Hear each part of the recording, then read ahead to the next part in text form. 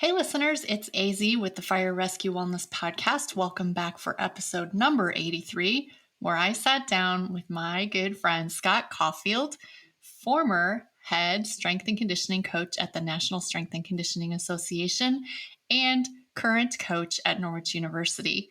Scott and I talked about a lot of different topics, including my favorite dog, Alfie the Mini, as well as what he's got going on at Norwich, and the fact that he is now a volunteer firefighter. I really hope you enjoy the episode. Please give us a rating, a review, and share the episode with someone you know who will enjoy it. Have a great day. Thank you for joining me on the Fire Rescue Wellness Podcast. I'm your host, AZ. I find the research and resources and then provide the fire service with the so what, now what, to ensure the health and well-being of every member of our profession. Together, let's thrive. Hey listeners, it's AZ, and I am here with my friend, Dr. Jacked, Scott Caufield. Scott, say hello to the listeners. Hey everybody, looking forward to chatting here today. Thanks for having me. Yeah, of course. And it's kind of funny. I was on a couple little podcasts, and the first major podcast I was on was the NSCA coaching podcast hosted by Scott Caufield. So we turned around, we're back where we started. So I'm excited for this conversation today. Coming full circle. I love it. A couple disclaimers. Evidently gutter cleaning is going on in my rental today. So I keep hearing leaf blowers. Shout out to Johanna. It's going to sound so familiar to you, those leaf blowers. And second of all, before we even get started, I want to tell you how I know Scott. And I know you're going to be shocked. Scott and I bonded and met over dogs. So Scott, help me out, because I remember distinctly when you had that, we're fostering that litter that Louie came out of. Was it Louie? Yep. What year was that? Was that 2018? Yep. May of 2018 is when we started fostering the dogs. And Louie, I think, and Maverick was the future name of the other one, was like the second dogs that were fostered. There was one first before that, who another friend of ours adopted. And then Emily, my old assistant, adopted Louie. And Louie is so cute. So, of course, we had to start chatting about dogs, sharing dog memes. And then Scott did the most incredible thing. It's probably your biggest accomplishment to date, I'm going to say. You adopted Alfie the Mini. Definitely. And was that in 2019? Best move. That was like Christmas. It was the week before Christmas 2018. So yes. At the end of the year, she was like 20th or 21st dog that was fostered that year, and she was the keeper. She broke the mold. Fail. Yep, Foster exactly. Fail. And Alfie is, I just kind of call her my best dog friend. We communicate through Instagram, and also I have been promised that Alfie will be attending the NSCA National Conference next summer. So we can drive. Looking forward to seeing Alfie the Mini again. All right, so let's get to the real introduction, Scott. I'm going to let you introduce yourself just by answering the question, who is Scott Caufield? All right, thanks. I am the Director of Strength and Conditioning at Norwich University now, which is the nation's oldest private military college and the birthplace of ROTC. It's located right smack dab in central Vermont, if anybody knows their New England geography. I kind of grew up about 2 towns over from here, so this is like literally being home for me. I went to basketball camp here every summer. We have a ski hill across the street that doesn't have lifts anymore, but was where I learned how to ski when I was in 3rd grade. So super cool to be able to kind of come full circle and come back here. But I got involved in strength conditioning about 20 years ago, and kind of did everything under the sun that a lot of people do, from being in a exercise science. My degree was actually phys ed, and I thought I was going to be a PE teacher, but then just didn't pan out. I didn't want to do student teaching and spend another year in college, and so got out and worked at a gym part-time. And again, that kind of snowballed into personal training and doing different things like a lot of us did. And then figuring out that you wanted to work with athletes and going down that rabbit hole, which led me to a bunch of different stops. Norwich here was actually one of the first places I ever worked with just the rugby program back in 2003. And then I went down to Dartmouth College for a few years, worked with rugby, football, men's and women's swimming there. And then I had a cool opportunity to go to NSCA headquarters, where I spent about a decade doing kind of everything under the sun. A couple of people used to call me the spokesperson for the NSCA, which actually wasn't a bad description of what I did. But really, I was kind of the first person to be, into what they called the coaching audience group, right? And that was for strength and conditioning coaches, really from youth and high school through professional levels. And at that time, 2011 to 19 or 20 was re-engaging a lot of college and professional coaches that we had, that we felt we had lost connection with, and giving them a person that they could connect with at the headquarters. But I think for me, the coolest part of that job was really, it was everything under the sun. So every level of strength and conditioning coach, we had a tactical manager and we had a personal training manager, but a lot of us crossed over. I was really the only one in the actual performance center, the actual facility, on a day-to-day basis. So I really still got to coach whenever I wanted to. If other duties, took me into other aspects, I could kind of back off and jump in when I wanted to, or jump back out when I wanted to. I got to oversee the internship program. So a little over 80 interns in my tenure there, basically 3 every semester. Again, was another one of my favorite parts of the job, was working with the young people. And now, again, just seeing where they're still at in the career fields and all that. Starting a podcast with the NSCA. So I got to be the host for the first 3 seasons. And so, got to cherry pick who I wanted to talk to, which is kind of nice, and pick out all the people that I wanted to learn stuff from. So, that was the coolest part. And again, working with the athletes at NSCA headquarters, it becomes a very wide array group, from firefighters, first responders, a lot of tactical that we had. The Colorado Springs Police SWAT team was our main kind of team, youth hockey, Colorado College hockey. And then, a cool part of that job is I left NSCA in 2019 to go full-time at Colorado College. And, that probably wouldn't have materialized the way it did if I hadn't had such a great relationship from working with them in a lot of different ways at the NSCA headquarters for so long. And again, all the cool things now, still being very involved with the NSCA. The vice president of the NSCA Foundation, which is our kind of grants and scholarships arm of the NSCA, give away about $300,000 a year in grants and scholarships, which listeners would be probably shockingly surprised at the amount of people that don't apply for these grants and scholarships. So if you're listening, definitely check out the NSCA Foundation, because we have a lot of cool areas where we give to. There's conference scholarships to just attend. There's CSCS support scholarships. There's research scholarships, really everything under the sun. It's pretty cool. I'm also in the College Coaches Professional Development Group, Executive Council. And so we try and, engage the coaches and meet and gather information, trade ideas at all the events. And I'm the NSCA Vermont State Director. So we just put on a NSCA Vermont and New Hampshire State Clinic here. It's awesome. We had about 100 people.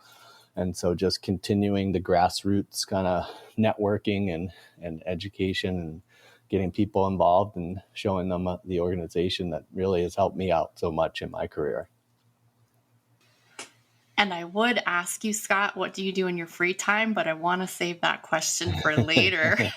And listeners, you may recall back from episode 74, you may have heard, your ears might have perked up, that Norwich University, yes, that is also where Dr. Rachel Pajudnik was or is. And so I'm sure Scott's going to talk about some of what he's got going on there too today. So I'm excited about that.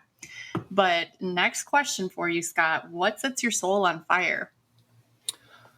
Oh man, I don't know, aside from skiing with Alfie and my girlfriend and River, the other dog, I think obviously just being around, doing what we do and being around athletes and anybody really with a goal of improving themselves through fitness has been just, it's something I don't have to feel like it's work, right? I joke around a lot of the time that it's hard to believe sometimes that they pay you to do this job, right? And I know that a lot of people feel that way. And I think it's just when it's a place you look forward to going every day, the people that you work with, you like, where, you look forward to seeing them every day. From, my assistant to our coaches who just drop by the office here, which I call the best closet on campus. Every day on a regular basis, to the athletes, it's natural. It feels just natural to be in this setting and do what we do on a regular basis. I think that's kind of how a lot of people feel about being a first responder. So that's really cool that you feel that way about coaching. And then the last question before we move on is, how are you changing the world? Well, I'd like to think what we're, being at the nation's oldest private military college, we're doing a lot to empower the next group of leaders through, it's being a senior military college. You don't have to commission into the military right away like West Point or the Naval Academy. So you can be involved, though, in the Corps of Cadets and live this regimental discipline lifestyle for the 4 years that you're here, where leadership is built into every single year and built upon every year. And I really feel like here at Norwich, we're actually making a significant impact in developing leaders and the next generation of people who will lead not only in the military, but in whatever career field they're in. And that's different. It's different than any other place that I've ever been. That's not the feeling that I've gotten from other colleges that I've worked at. And I've worked at some pretty great colleges that are known for their academics. But developing leaders and giving back to the nation as citizen servant leaders is really the foundation of what Norwich was built upon. That and physical fitness, which is incredible that that's one of our guiding values. It was so interesting, all of the aspects that you and Rachel spoke about in your presentation at NSCA Tactical. And I want to dig into that just a little bit before we move on to what you do in your free time. So tell me about what it's looked like since you showed up at Norwich, and then sort of what it looks like now and where you are moving into the future in terms of your training, physical fitness training there. Yeah, I mean, I walked into kind of a perfect storm of, I don't know what the right word to use. I don't want to say neglect, but like just they never really took this position seriously. And they meaning the athletic department, the administration. So I was the fourth person in 4 years when I took over to take this job, although it was significantly changed position for me to get me here. I'll just say that. So that being said, I think just showing up and doing what I did and hit the ground running, and some of the things I brought to the table from Volt Athletics, the training app we use, having the support. Part of my deal to come here was having a full-time assistant. It was a part-time position before that. So they made it full-time, and I was able to, connect, get some feelers out there and find the perfect person for the job and get her locked in here. And so we make a great team. And then we just kind of divided and conquered, and we split the day as best in half as we could to stay open as long as we could and serve the most teams we could. And it just snowballed, and it snowballed from athletics into the Corps of Cadets, into the highest levels of leadership, up to the president, being our biggest supporters.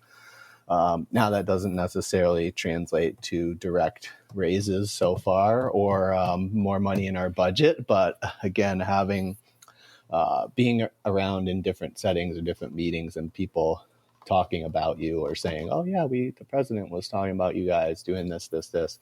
has been unreal. They roped me into teaching a couple of classes. So first year I taught a lab. Second year I taught the full class. And now this year I teach 2 classes, one each semester. So it's been awesome from that aspect, because that's kind of a recruitment tool into internships and all that good stuff, and just having more athletes involved. And I just like it. It keeps me fresh, it keeps me on my toes. I teach applications in strength and conditioning this semester, which is like the last class you take before you graduate. And typically I'll teach tactical strength and conditioning in the spring. And again, being at a military college, that's one of my favorite classes.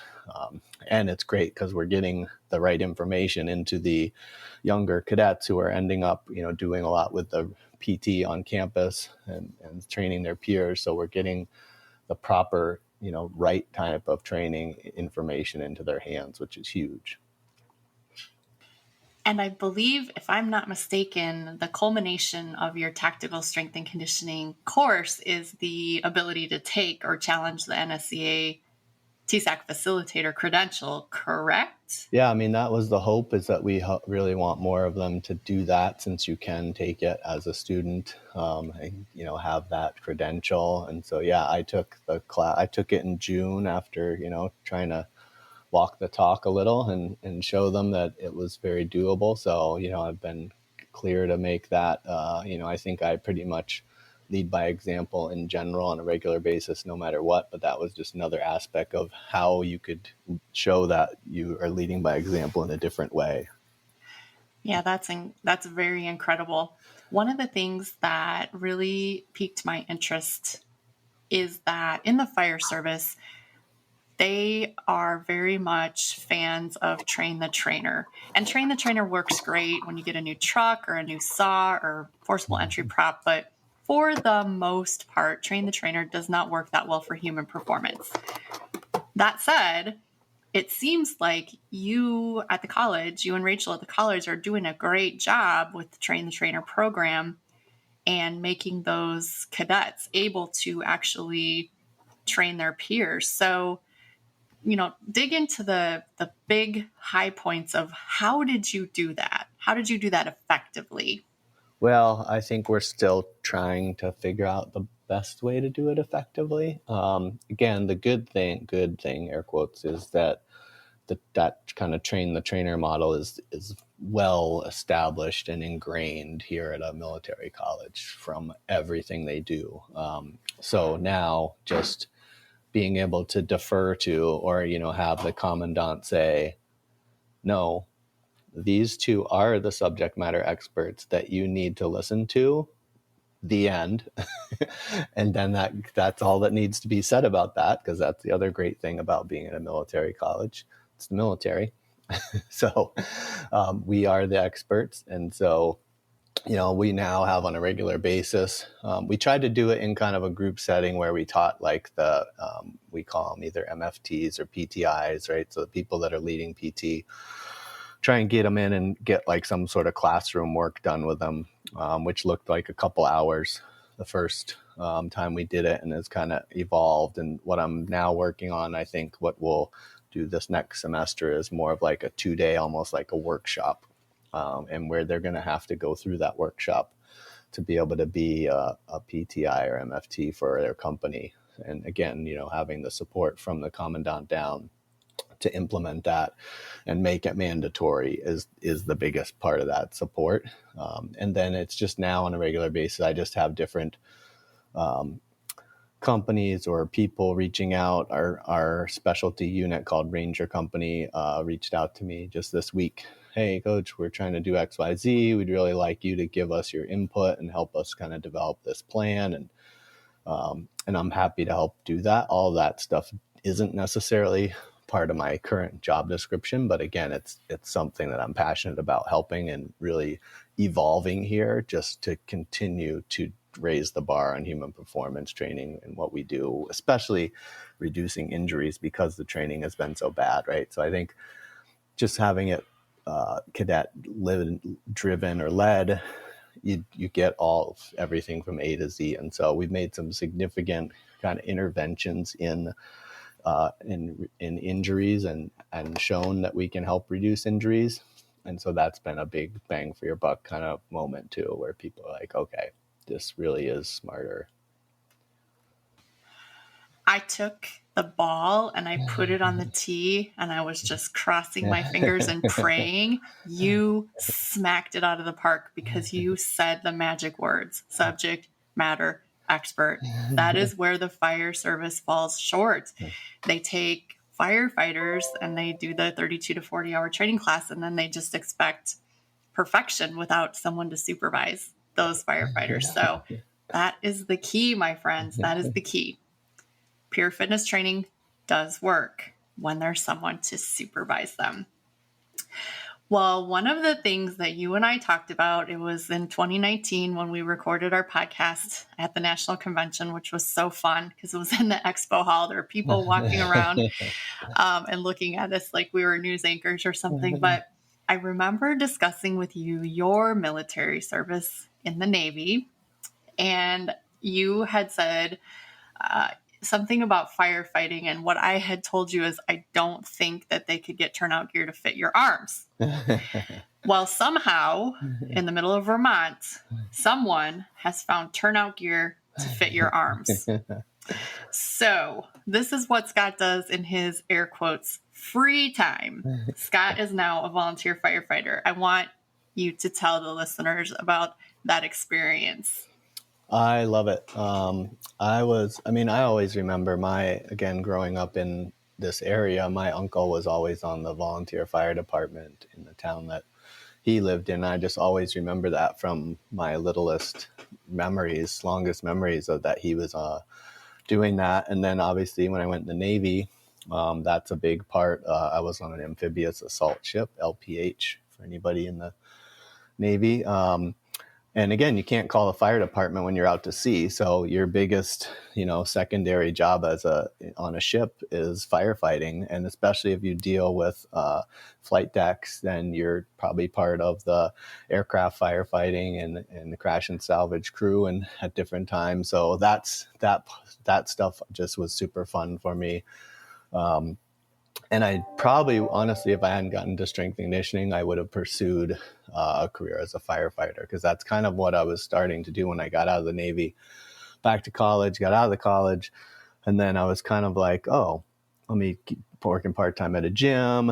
And I was starting to get involved with volunteer firefighter back then. And then gym stuff just took over and strength and conditioning path went where it went. So, I think I would have. So when I moved back here, I was like, man, I know we have a volunteer fire department here. So I just reached out to a couple people, had a connection through here, and got on it been almost a year now. I think it was last January or February. And it's been great. The guys are awesome.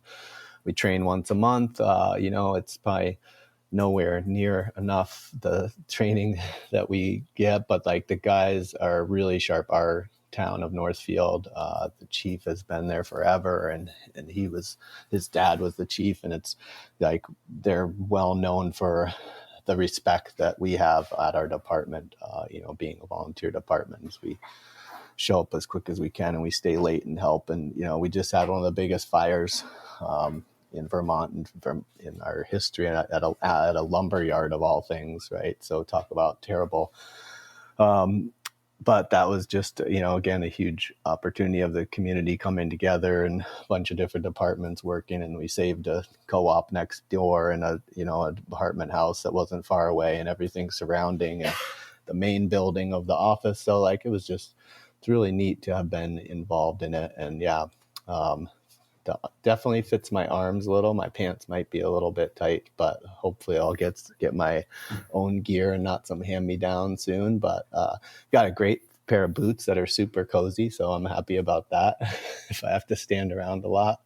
Alfie the Mini gets to make her fire truck rides every so often when she comes along. She's been on a couple of calls so far. Well, and she looks so majestic and proud when she's riding out. So that's amazing. Well, and I noted it was not very much time had passed after you started. I saw gym equipment moving into your firehouse. Yeah. And so how did you manage to get gym equipment for your volunteer fire department? Yeah, well, I knew we had a couple teams here that had some stuff just in storage. Our hockey programs are pretty well supported, and so there was just old stuff that was laying around, and we had an upstairs at the fire department that was perfect space for that. And so I asked the hockey coaches, "Hey, you guys not going to use that? What do you think about donating it to the fire department?" And they were like, "Yeah, totally." They were happy to, and so yeah, we got. A lot of like, we've got way more weights than these guys need for the amount of us that actually use it. But we've got a ton of metal plates. We got a couple barbells. We got dumbbells, although they start at like 70. So you're already getting overloaded. And I got, just a bunch of med balls and some other stuff. We got a couple pull-up bars up there. So we've got a pretty awesome setup. I put the guys on our Volt Athletics training app that we use that want to be involved. So we've got a core group of guys that use it really dedicated now. They are granted our younger kind of more fit guys, but it's there if they want to use it, and it's great, like, just to have as an option now for them. 70%, I believe, of the fire service is volunteer. I think it's 70%. Wow. And even the 30% of career firefighters, so many departments don't have either space, equipment, resources, coaches. The career departments don't even have it. So my guess is that very, very few volunteer departments have anything. I bet. So my question and my challenge to you would be, what would you say to these departments out there that literally have nothing? Where can they start? What can they do? Yeah, I mean, I think just asking, just going to making the connection with the people or the places that might have extra stuff, gyms, colleges, just reaching out. Because I certainly, obviously did that for us, just knowing that. But we would have done that if I hadn't been on the fire department, I'm sure, if somebody had known. So I think it's just like knowing to reach out to gyms. It might have older or antiquated stuff that's still very good, right? It's still going to be useful. But definitely colleges, especially, a lot of them will have surplus or have stuff in storage that they don't use or don't know what they're doing. And that's just really just going out and meeting some people that might be able to implement it. Maybe it's just they want to, and again, it would be kind of getting outside of their comfort zone to ask for some help, right? Like ask for someone to come in and do some kind of lecture or talk on whatever, injury prevention or strength conditioning. But just getting that kind of, again, like you said, just being able to reach out to the subject matter expert and not think they need to know it all themselves. That's really great advice. And we're going to stay on this sort of line of questioning. Within the career fire service, very few fire departments actually have minimum requirements, yearly requirements. So, of course, there's some minimum requirement to get hired, but then there's no fit for duty requirements. And within the volunteer fire service, I think it would be impossible to put any type of fit for duty requirement. These people are literally volunteering their time. They're accountants and strength coaches and whatever, business owners. But also, statistically, many of the firefighters in the volunteer service are quite unfit and probably a danger to themselves. Yeah. And so, being that you are a coach, kind of what advice would you give to those volunteers sort of to get them started on, I call it the BAM, bare ass minimum. Right. What would you give them? What sort of advice just to get started? Yeah, it's hard, right? I mean, it's literally, you have to just say, just start, right? I mean, that's as simple as that sounds, like you're saying, just to get started. Well, you just have to start.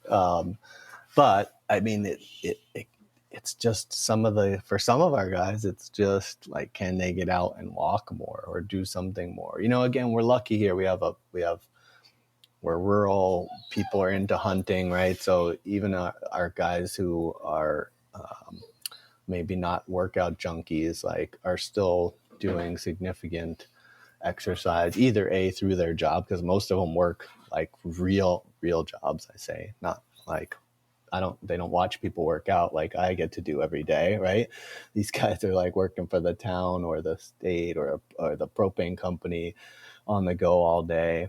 So a fair amount are more physically fit, but again, a lot of them aren't. And it's just like hopefully getting them engaged to know that they can just start doing something. And part of that's just seeing the other guys or hearing them talk about it when we're training now. And they're like, oh yeah, were you there at 5 again this morning? Yep, I was there. Where were you? Right. Like, and so it's just a little bit of that, I think, that helps kind of bleed over sometimes, just to get them maybe a little more interested, or then they start asking questions about it and you can kind of get them hooked that way. So are you going in, Scott, a couple mornings a week at 5 a.m. and just saying, I'm here, you guys can join me? I am not. Not. Luckily, there's a few couple diehard guys on our squad that are those the 5 a.m.ers. So, and besides, you're too busy skiing up to that freaking rock. I would be happy to meet them sometimes and help them out. And we've talked about that too, just doing a little kind of one of our, using one of our monthly training sessions to just throw in a little fitness education, or like, hey, let's go up and let's take everybody through around the weight room and just do a few things, just so they're not, it's not foreign to them. They at least know now, oh, if I went up there, I could we could do what Scott showed us, right? Yeah, I think that's all it takes is just that little shot of confidence, because it feels so, I don't know, icky to walk into somewhere. Even me walking into a gym I've never been in before, I do have this little bit of, where are things? What am I going to do? Yeah, that's great. That's a great idea. So one of the things that Rachel talked about was, you guys are hoping to eventually, because you're in the middle of nowhere and, services and resources are few and far between or very far away, sort of offering outreach services to the community. And I didn't really dig into it too far, but what kind of outreach resources are kind of sort of on your horizon? What are you looking at providing? Yeah, I mean, right now she just got done developing a certificate. So it's an undergrad certificate. I think it's 3 classes that will give them basically an undergraduate certificate in tactical strength and conditioning. So it'd be like a nutrition class, strength and conditioning class, and then a sports psych, I think, class, that are all going to support that. Obviously would prepare someone to sit for the TSAC exam. But again, we have a big graduate school program, a master's in leadership, that a lot of military folks take advantage of. So this undergrad certificate is going to kind of complement that and be helpful, I think, for a lot of people. We work closely with National Guard here in the state, and kind of being a supplemental ready reserve to the National Guard as the military college. All the professors wear uniforms and are technically part of the Vermont State Militia. And so, just the more education that we can do through the clinics we're offering and different classes. Resilient Bodies was the one that was alluded to in that session that we talked about. That's kind of almost like our own version of H2F here on campus to support strength, fitness, mental health, wellness, overall wellness, and rehab, and just resiliency. And I think, again, it's more just kind of having people know that we're the best resource in the state for that information too, and then they reach out to us about what that might look like. But one of the police officers too in our town just put together an event, and we had it last Saturday at our church, at a local church, and it was just called Coffee with a First Responder. And she had cops there. There was some of us were there, some of the other ambulance service.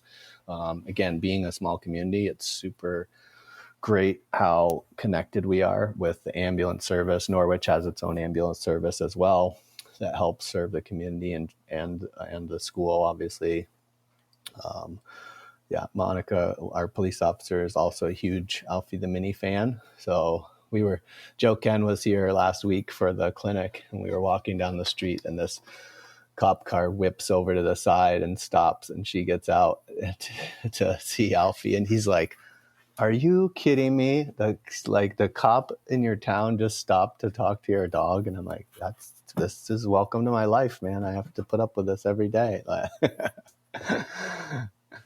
Well, I mean, that's what happens when you live with a literal famous person, Scott. Exactly. What do you expect? Yeah, I know what Giselle has to deal with now. Well, you said within that, your last discussion there, you said something about connection. And when I think of Scott Caufield, I think of you being probably one of the best connectors I have ever met in my life.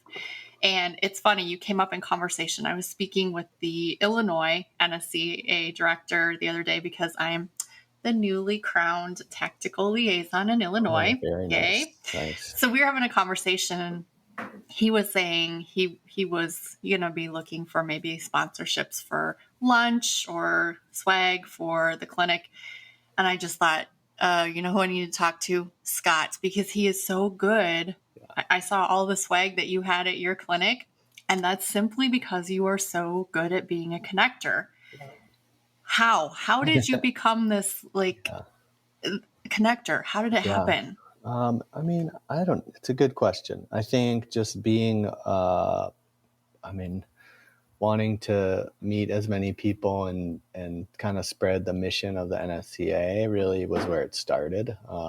I don't think anybody would have known me had I stayed at Dartmouth the whole time. I mean, maybe here and there in the Northeast, but when I was at headquarters, John Jost, who was on the board of directors at the time, when he was at Florida State, and Boyd Epley, who was at NSCA headquarters there when I was there, really kind of took me under their wing and were like, "Hey, look, you have to be the guy to connect the dots for all these coaches. Like, you got to get out of this building. We got to send you to all these different events, and you got to be the one." And so that, I think, stimulated it, or started it really, to just me being more of the liaison and meeting people and really educating them about the NSCA, right?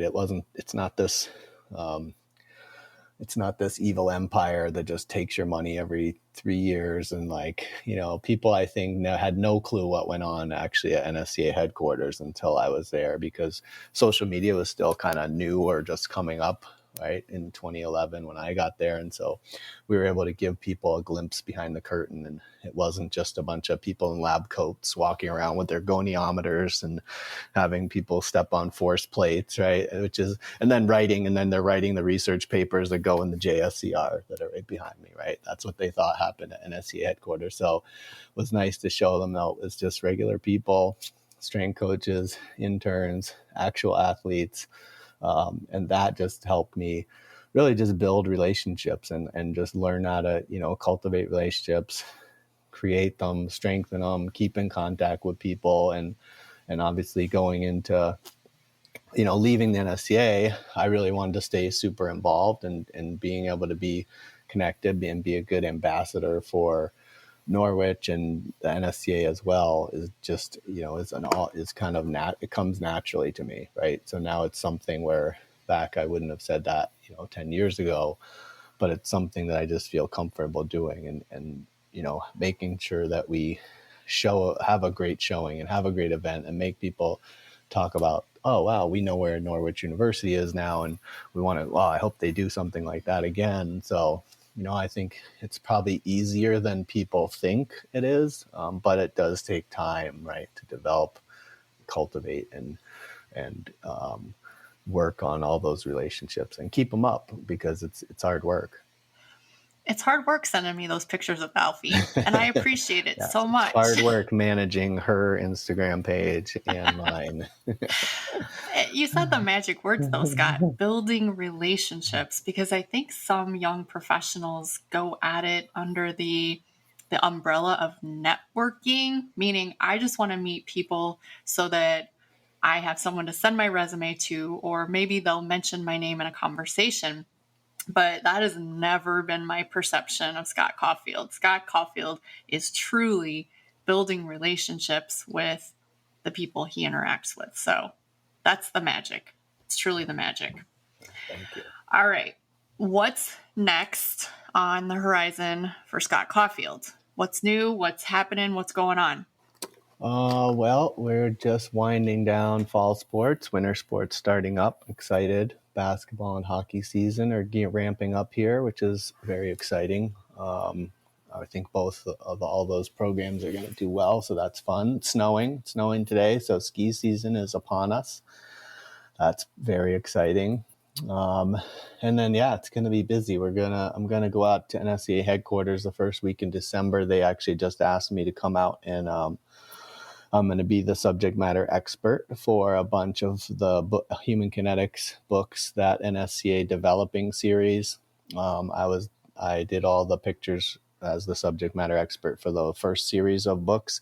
So they're doing all the second editions now. So they're going to bring me out for a week. And Matt Sandstead, who's in the education department publications, and I work really well together. And we did all those pictures in the last books. So they asked me to come out. So I'll spend a week out there. Get to see all my old friends in the Springs, hit up the place I like to eat, right? Go visit 10th Group's new facility. And then, coaches conference right after that, around the corner. Got two sessions on Thursday at that. I'm doing the bio sketch presentation that Don Melrose and I did at National, where he did a little bit about writing and how to do your bios. And I talked about a philosophy statement. That's kind of been my bread and butter for a few years now, talking coaching and training philosophy. And then I have another session, career talk, basically on, I called it times, not teams. And it's really about kind of making the most of a small college setting and how to maximize your work schedule and your personal life and satisfaction level of your job. And then before you know it, we'll snap our fingers and we'll be in DC hanging out with Alfie the Mini before we know it. I know. Time's going quickly. Well, I want to be respectful of your time. This has been wonderful. I have basically two ways: choose your own adventure. Is there a parting thought that you want to leave the listeners with, or is there a rabbit hole that we should have crawled down that we did not? And if so, let's crawl down it. Oh man, I don't know. I guess I don't really have any parting wisdom. I think, right?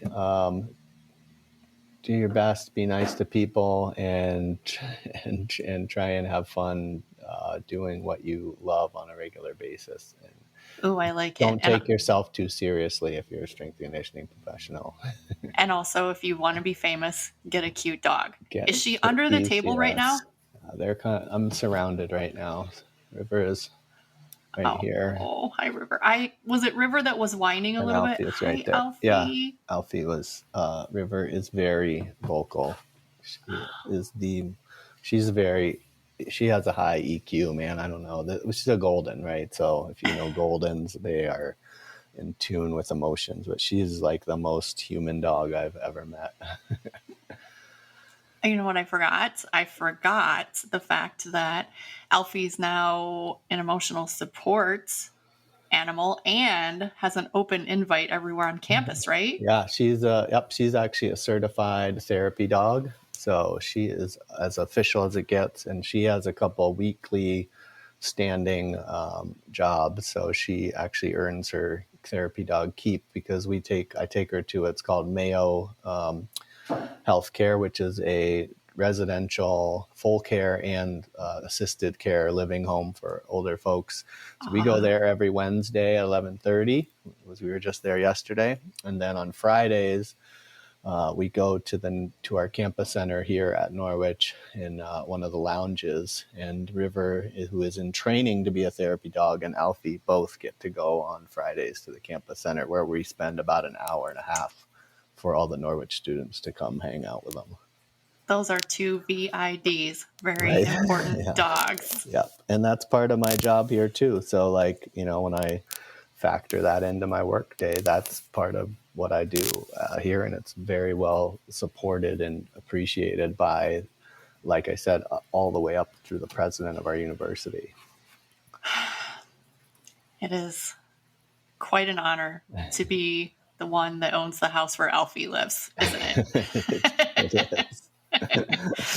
Well, Scott, I really, really appreciate your time. I've been looking forward to this, and I know that the information is going to be really useful for my listeners. So thank you. Thank you so much. Thanks again for having me. Yeah, and with that, we can officially sign off. It's been AZ and Scott Caufield, Dr. Jack, Dr. Jacked, and we are officially out. Be out.